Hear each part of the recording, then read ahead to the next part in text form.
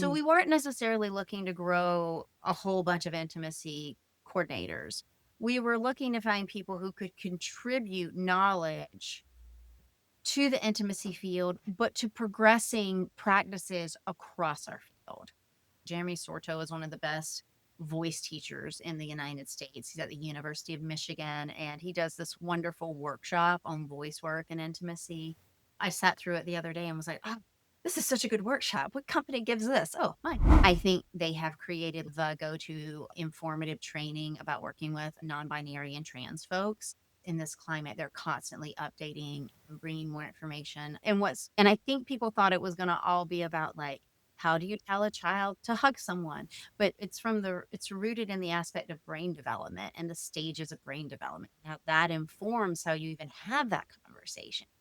And it was really important when I took over sole leadership that the company became more about our team and more about the work they're doing. This is also what's just amazing about our team. Maya Brown was like, Laura, I'm going to be in London. I know folks over there want some TIE training.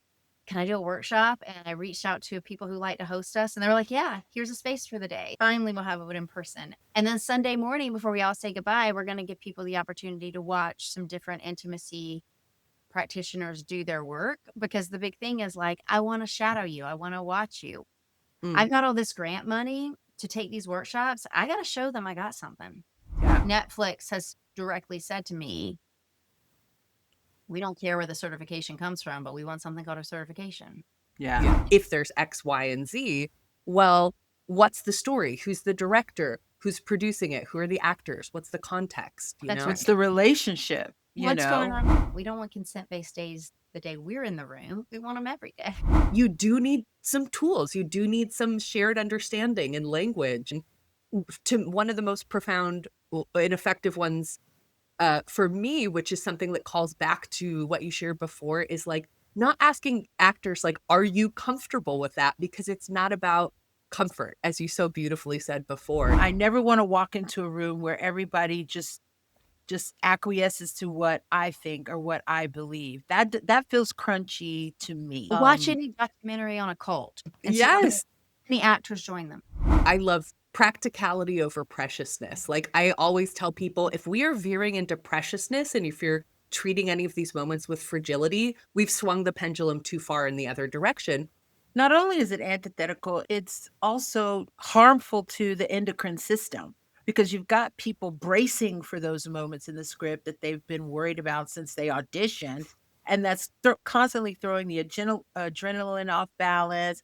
Your dopamine is dropping. Like the bad story that happened to me just was one time I was punched in the face on stage by an actor.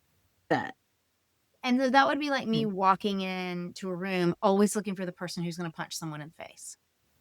And now when I walk in most rooms, most people are like, hey, come on in, do what you need to do. And then there's a show worked on not long ago where two actors came in and they had been using placeholder for kisses. So the director thought they were going to use placeholder to show me what they had the moment, and then we'd set the kiss. And they just they were like, okay, so this is how the kiss is going to be. And they just did. Oh, okay. Would you like a plan D in case you catch a cold or something? And they're like, no, this is how we're doing this kiss. But this is a really joyful industry.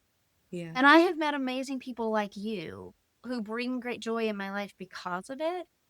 Like, if we're not having fun, why are we here? When we hear the audience go, oh, and gasp, that's a win for us. So let's just lean into that and take away the seriousness of the moment for us and kind of wink at each other and let them feel the feelings while we do the choreography.